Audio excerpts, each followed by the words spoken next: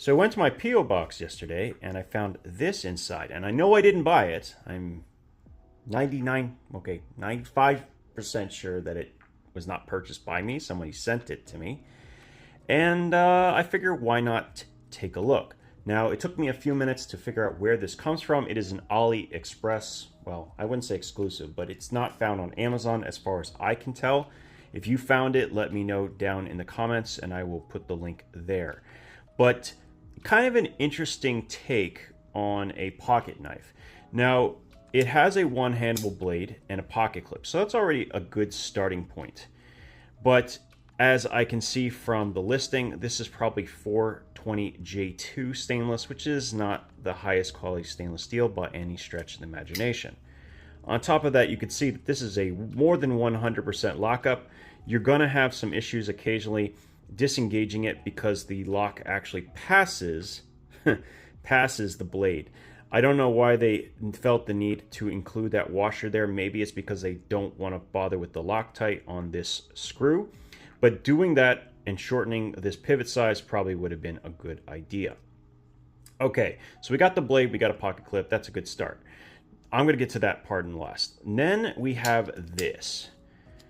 These are some seriously hefty scissors. And I normally like these. But let me show you something with this. I don't think these are quite as good as the ones I'm used to. Like they seem to have a slight geometry difference. Maybe the edges aren't really particularly sharp, but I'm pushing across, making the blades kind of pull into each other to kind of compensate for peening, and it does an okay job.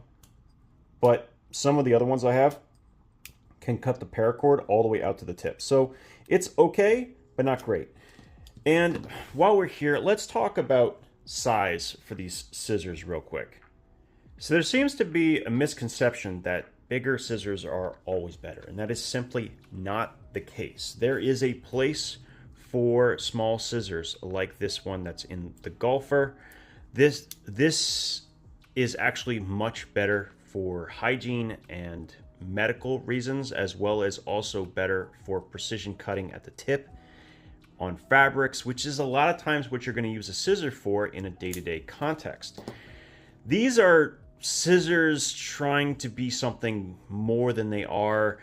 I hesitate to think these are going to be good enough to replace a dedicated pair of forged steel scissors like something that Heritage will make.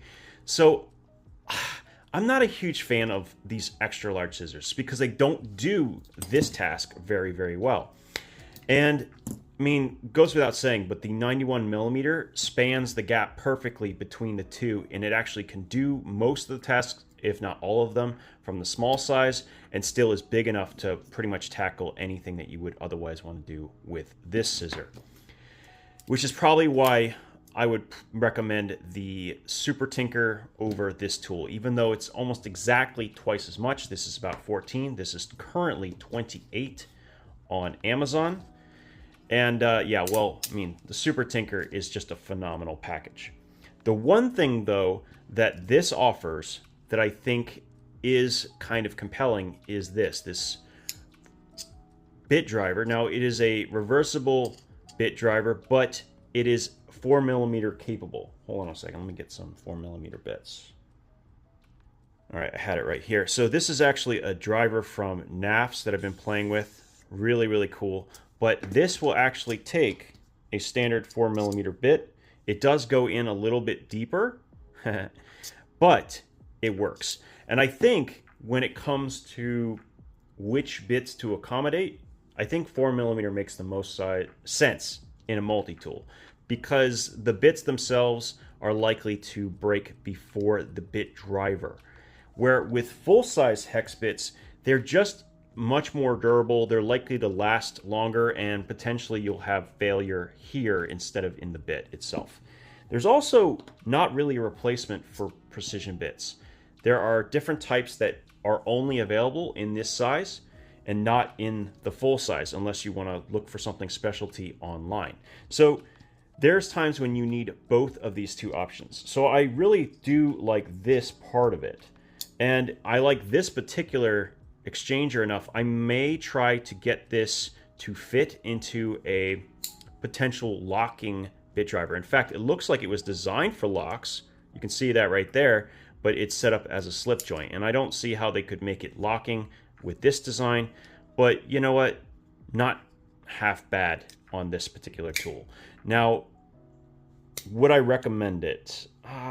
Not really. Okay, you're better off saving your money unless your reason is to sacrifice this bit driver and put it into another multi-tool. If you're of that mind, I highly recommend it for that purpose, because this is actually quite sweet, and I probably will end up using it in the near future for something.